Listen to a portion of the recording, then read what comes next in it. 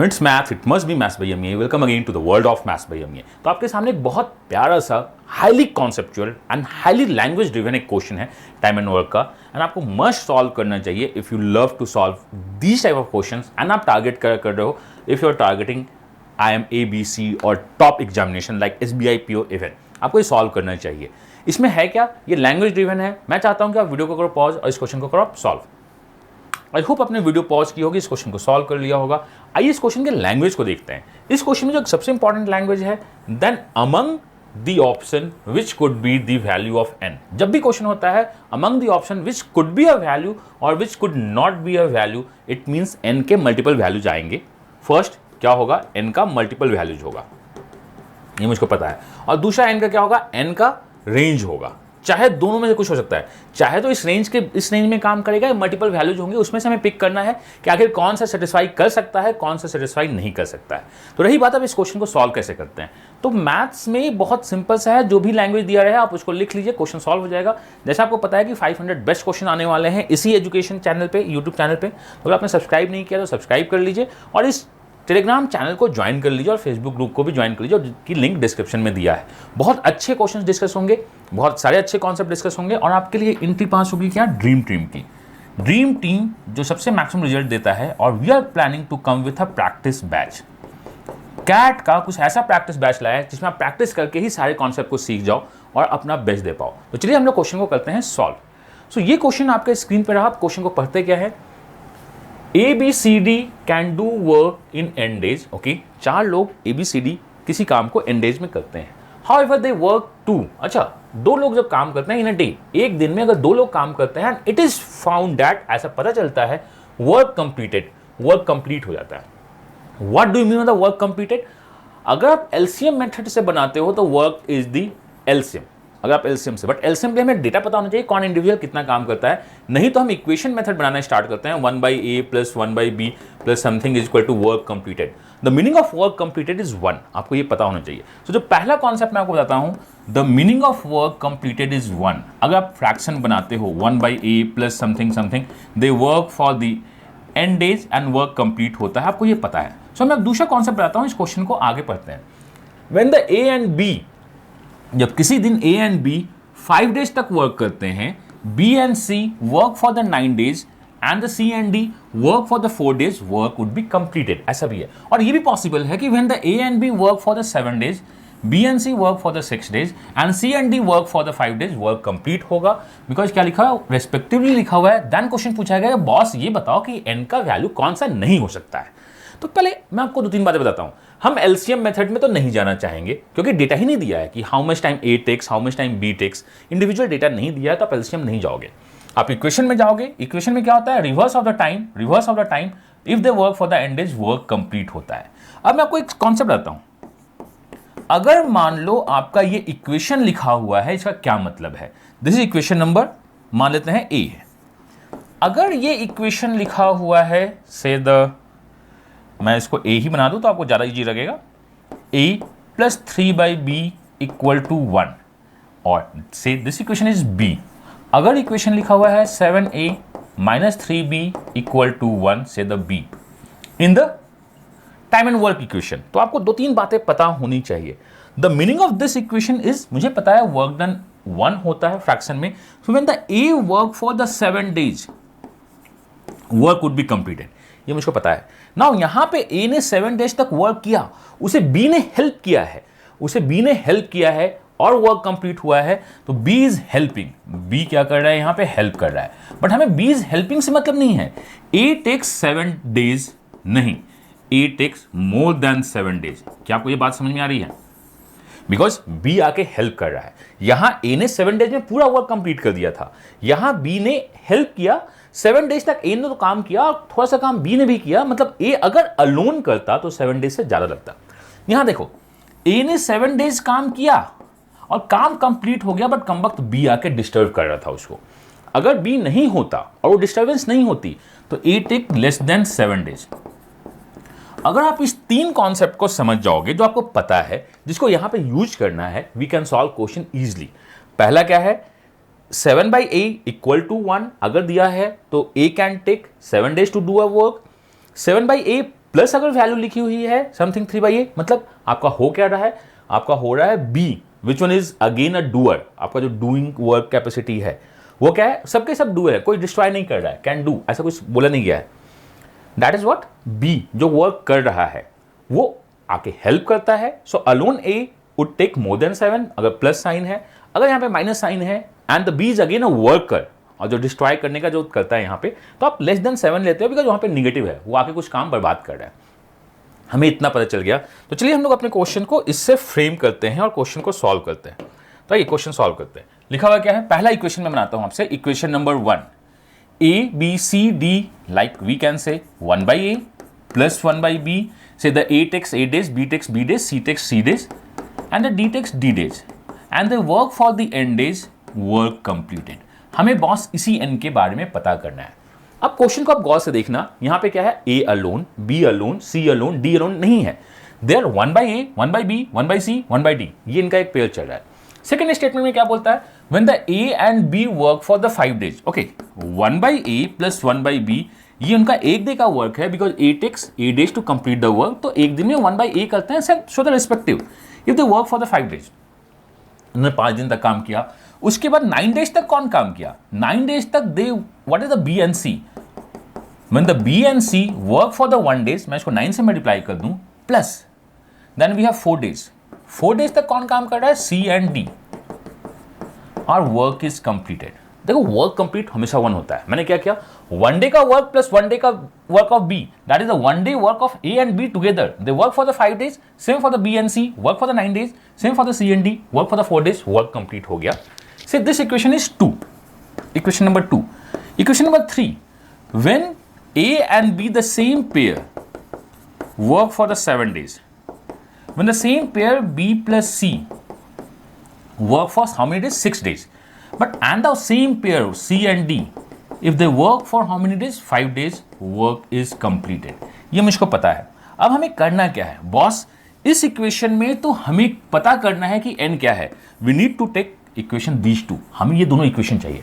हमें चाहिए क्या, हमें चाहिए 1/a 1/b and the 1/c 1/d, मतलब मुझे बस फर्स्ट और लास्ट चाहिए। 1/b plus 1/c something extra information जिसे हमें यूज करना है क्वेश्चन को सॉल्व करने के लिए। मतलब आपको चाहिए क्या, दिस नहीं, आपको ये दोनों पेयर चाहिए। अगर ये दोनों मुझको पेयर मिल जाए, क्योंकि आप यहां देखोगे 1/a 1/b, b और c, b बहुत बार रिपीट हुआ है, तो हमें चाहिए क्या, हमें चाहिए बॉस ये दोनों मुझको किसी तरह दे दो। ये हमें करना क्या है, नेग्लेक्ट। किसी भी इक्वेशन में जब आप किसी एक टर्म को नेग्लेक्ट करना चाहते हो, इट मींस आप उसे सब्ट्रैक्ट या ऐड करना चाहते हो। कोफिशिएंट इक्वेट करते हैं, यहां पे क्या है, यहां पे आपका 9 है, यहां 6 है, इट मींस मुझको यहां 2 और यहां 3 मल्टीप्लाई करना होगा और सब्ट्रैक्ट करना होगा। तो चलो इक्वेशन 2 में हम 2 मल्टीप्लाई करते हैं, इक्वेशन 2 में हम 2 मल्टीप्लाई करते हैं एंड देखते हैं क्या है। सो इक्वेशन 2 में जब आप 2 मल्टीप्लाई करोगे तो यहां देखो आपके पास क्या होगा, this one is 10 1/a plus 1/b, plus यहां देखो आपके पास क्या है, 18 1/b प्लस 1/c, देन अगर आप 2 मल्टीप्लाई करोगे this becomes 8 1/c plus 1/d is equal to 2, आपने 2 मल्टीप्लाई किया, से दिस बिकम्स x, मैं इसको x मान लेता हूं। अब मुझे यहां 3 मल्टीप्लाई करना है कोफिशिएंट इक्वल करने के लिए। यहां अगर मैं 3 मल्टीप्लाई कर दूं तो यहां हो जाएगा 21 1/a प्लस 1/b, ये तो 18 ही होगा क्योंकि हमें इसे तो इक्वेट करना था, और नीचे क्या, अगर 3 मल्टीप्लाई कर दूं क्या हो जाएगा 15, this one is 15 1/c plus 1/d is equal to क्या हो जाएगा 3। इसको हम क्या बोलते हैं, y, this one is x and y। अब मुझे क्या करना है, दोनों को सब्ट्रैक्ट करना है। बॉस मुझे इस इक्वेशन से इक्वेशन में सब्ट्रैक्ट करने में कोई इंटरेस्ट नहीं है, मैं सब्ट्रैक्ट करना चाहता हूं कांस्टेंट के हिसाब से। सिंस यहां पे कांस्टेंट बड़ा है तो मैं अगर y माइनस एक्स निकाल दूं तो कुछ मिलना स्टार्ट होगा। तो ये y माइनस एक्स निकालते हैं, तो यहां सब्ट्रैक्ट, यहां सब्ट्रैक्ट, यहां सब्ट्रैक्ट, यहां subtract, equal to 1। Boss equal to 1 हो गया, वर्क डन कंप्लीट हो रहा है, इक्वल टू 1। ये यहां से यहां सब्ट्रैक्ट हुआ, 21 से 10 जाएगा तो क्या मिलेगा, 11 1/a प्लस 1/b, 15 से 8 जाएगा तो क्या हो जाएगा, प्लस 7 1/c प्लस 1/d। आइए इस इक्वेशन को समझते हैं। हमने किया क्या, इस दो जो एक्स्ट्रा इंफॉर्मेशन मिल रही थी जो मुझे रिडंडेंट लगा था, मैंने इसको हटाया। आप बाकी को अगर हटाते, अगर एज्यूम आप इसको हटाते, इस पेयर को हटाते, तो आपके पास बचता क्या, ए बी सी, डी नहीं दिखता। मेरे को A and B, C and D चारों चाहिए था, तो आई रिमूव दिस वन। अब मैं इस इक्वेशन को आपके सामने लिखता हूं एंड आप देखना यहां पे रीजनिंग का यूज है, यहां पे हाई लेवल स्किल चाहिए। आपके पास लिखा हुआ क्या है, 1/a plus 1/b 1/c plus 1/d, यही लिखा हुआ है। वर्क डन कंप्लीट है, मुझे यही तो चाहिए। आप बोलोगे आपको ये नहीं चाहिए, ये इक्वेशन नहीं लिखा है, इक्वेशन लिखा है 11 एंड 7। बॉस यहां पे कुछ गड़बड़ हो रही है, हमें ये नहीं चाहिए। तो हमें चाहिए क्या, मैं यहां से दो इक्वेशन बनाता हूं। पहला, मान लो सारे के सारे 11 है, 11a 11b, या मैं इसको रिराइट करके लिखूं तो देखते क्या है, 1/a 1/b 1/c 1/d। अगर सारे के सारे 11 टाइम्स वर्क करते हैं तो क्या वर्क कंप्लीट होती है। देखो मैंने आपसे क्या बोला कि अगर मैं आपसे बोलता, यहां पे अगर मैं बोलता कि बॉस इसको रहने दो, 1/a plus 1/b plus 1/c plus 1/d into 11 equal to 1, अगर ये इक्वल टू 1 है, इसका क्या मतलब है, ये चारों मिलके 11 डेज में वर्क कंप्लीट करते हैं। आई होप ये क्लियर है, बिकॉज यहां 11 है। मैं दूसरा इक्वेशन लिखता हूं, 1/a plus 1/b plus 1/c plus 1/d into 7। अगर 1 होता तो मैं ये भी बोल सकता था a b c d all work together, if work for the 7 days work would be completed. ऐसा आपको समझ में आ गया। यही तो मैंने आपको स्टार्टिंग में बताया था, जो मैं आपको बताना चाहता था।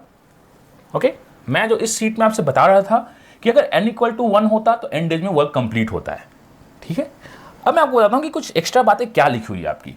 यहां तक तो 11 है, देखो ये 11 मिल रहा है, यहां 7 है। 7 है मतलब क्या करना होगा, मुझे 1/c और 1/d को 4 डेज तक डिस्टर्ब करने को भेजना होगा, क्योंकि मुझे चाहिए एग्जैक्टली ना 11a 11b मिल गया, यहां पे 7c एंड 7d चाहिए था, तो मुझे 4 डेज तक डिस्टर्ब करने को भेजना होगा। यहां देखते हैं, यहां आपके पास 11 नहीं मिला है। व्हाट इट्स मीन, इसका एक ही मतलब है 1/a और 1/b को 4 डेज तक हेल्प करने को भेजना होगा। तो अगर आपने पहली स्लाइड बहुत अच्छे से सुनी होगी या आपको ये पता होगा, तो आपको दिखता है 7/a equal to 1 means a और the group would work for the 7 days, काम कंप्लीट होता है। अगर प्लस होता है मतलब वो हेल्प करने के लिए आ रहे हैं, इस वैल्यू से ज्यादा टाइम चाहिए होता है। अगर माइनस होता है मतलब वो डिस्ट्रॉय कर रहे हैं, वो नहीं होते तो मैं काम को पहले खत्म कर देता। शायद आप समझ रहे हैं, मैं फिर से रिपीट करता हूं आपको। अब देखो प्लीज, अगर बस यही वैल्यू हमारी 1 होती तो मुझे पता है ये ग्रुप 11 डेज में खत्म कर देता, मुझको पता है। लेकिन ये डिस्टर्ब कर रहा है उसको, अगर डिस्टर्बिंग एलिमेंट मैं हटा दूं तो मुझको पता है कि दिस एंड डेज, मतलब अगर a b c and d और we can say a b c d work together, मुझको ये पता है कि अगर 11 डेज में काम कब खत्म करते हैं, if they work for the 11 days और कुछ डिस्टर्बिंग एलिमेंट भी आते हैं तो काम खत्म हो जाता है। इट मींस 11 डेज से कम ही काम खत्म होगा, ये मुझको पता है। Are you getting my point. अगर मैं इसको हटा देता, मान लो कि निगेटिव टर्म हटता, तो मैं बोलता कि 11 डेज में काम खत्म हो रहा है, बट 11 डेज में भी वो काम खत्म कर देते हैं अगर ये डिस्टर्ब करने आते हैं। तो अगर आपको थोड़ा सा भी डाउट होगा तो पहले जो स्लाइड था जो मैंने बताया था उसको देखिएगा। यहां देखो, अगर वो 7 डेज तक काम करते तो काम खत्म हो जाता अगर ये नहीं होता, बट 7 डेज इन्होंने काम किया जो रिक्वायर्ड है और कुछ लोग हेल्प करने आ गए। अगर हेल्प का मतलब प्लस साइन, अगर ये हेल्प नहीं करेंगे तो मुझे 7 डेज से ज्यादा टाइम लगेगा। मतलब आपको ये पता है कि यही आपका हिसाब किताब है। इफ दे वर्क टुगेदर, अगर वो एक साथ काम करते हैं तो they are going to take less than 11 but more than 7 days to complete the work. So answer is what, हमें लेस देन 11 चाहिए। यही है नॉट में, यही क्या है, they could not the value n is this value is the n। Actually ये n का क्या वैल्यू है, चारों अगर एक साथ काम करे तो कितने दिन में काम खत्म होगा। तो आप देखो कितने छोटे से प्यारे कॉन्सेप्ट के साथ इस क्वेश्चन को क्रिएट किया गया होगा। आपको सब कुछ पता है लेकिन आप इस प्रोसेस तक पहुंच नहीं पाते हो। आपको सब कुछ पता है हाउ टू सॉल्व, लेकिन आप सॉल्व नहीं कर पाते हो। अगर मैं आपसे बात करूं, मैं आता हूं कॉन्सेप्ट स्लाइड 1 पे। Want you know all these, आपको ये पता है बॉस कि अगर प्लस होगा मतलब 7 से हेल्प कर रहा है, 7 से ज्यादा टाइम लेगा, माइनस है वो डिस्टर्ब कर रहा है, 7 डेज में भी डिस्टर्बेंस के बाद मैंने काम कर लिया तो मैं 7 डेज से कम लूंगा। हमें करना कुछ नहीं था, हमें करना था क्या, ये इस इक्वेशन में मुझको समझना था कि अगर मेरे को ए बी सी डी चाहिए तो इस चीज को हटाना होगा। इस चीज को मैं जैसे ही हटाता हूं मेरे पास इक्वेशन क्रिएट होती है 11a 11b 7c 7d equal to 1। इसको जब रीराइट करते हैं तो दो इक्वेशन क्रिएट होता है, 11 days working with the disturbance मैं 1 काम कंप्लीट करता हूं, तो विदाउट द डिस्टर्बेंस मुझको 11 डेज से कम लगेगा। 7 डेज विथ सम हेल्प मैं काम को कंप्लीट करता हूं, अगर मुझको हेल्प नहीं मिलेगी तो मैं 7 डेज से ज़्यादा लूंगा। तो मैं अगर विदाउट डिस्टर्बेंस और विदाउट हेल्प की बात करूं, बिकॉज डेटा अननोन है, तो मैं 7 से ज़्यादा और 11 से कम टाइम लूंगा। एंड अमंग दी ऑप्शन जो आंसर दिख रहा है 11 है, बिकॉज हमें फाइंड आउट करना कुड नॉट बी 7 और 11। 10 डेज भी हो सकता है, 9 डेज भी हो सकता है, 8 डेज भी होता है, कुछ भी हो सकता है, 8 डेज भी हो सकता है, ये नहीं होगा। तो मुझको लगता है कि आपने बहुत कुछ सीखा होगा। कहीं पे भी डाउट होगा तो आप प्लीज मुझसे बात करने की कोशिश कीजिएगा। I am easily available on the education, जो आपका टेलीग्राम चैनल है या फेसबुक या समथिंग। और मैं आपसे एक ही बात चाहता हूं कि बहुत जल्द कैट के लिए dream team and practice batch को लेके मैं आने वाला हूं। उसमें आपको बहुत कुछ सीखने मिलेगा and the dream team and practice batch भी आपका दिखेगा आगे भी बाकी एग्जाम्स के लिए। तो आप चैनल पे बने रहिए, सीखते रहिए। Answer of this question is which could not B is 11 days. I hope आपने बहुत कुछ सीखा होगा। थोड़ी सी वीडियो लंबी हो गई है, आपको एक्सप्लेन करने के लिए वीडियो लंबी की है मैंने, कि आपको एक एक पॉइंट समझ में आ जाए। तो प्रैक्टिस बैच या बाकी जो बैच अभी आने वाले हैं उसमें हमारा यही एम होगा कि आप समझो, खुद से क्वेश्चन सॉल्व करना स्टार्ट करो और एग्जाम में अपना बेस्ट दो। तो अगर आपको कुछ लर्निंग मिली होगी तो मैं आपसे यही बोलना चाहता हूं कि वीडियो को लाइक कर दीजिएगा, चैनल सब्सक्राइब कर दीजिए एंड और कहीं कुछ करो या नहीं करो, education Telegram channel and Facebook group को ज्वाइन कर दो, जिसका लिंक डिस्क्रिप्शन में दिया है। क्योंकि मैं जब बेस्ट देना चाहता हूं तो मैं आपसे ये भी एक्सपेक्ट करता हूं कि आप भी अपना बेस्ट दो, सो दैट हम दोनों का बेस्ट रिजल्ट में कन्वर्ट हो। तो हम बेस्ट रिजल्ट के साथ आपको मिलेंगे अगले साल आपके कॉलेज में, आपके ड्रीम जॉब में। यही मेरा वादा है। आप दो अपना बेस्ट, मैं देता हूं अपना best, and let's crack the examination. Myself Amiya, God bless you, happy learning and bye bye.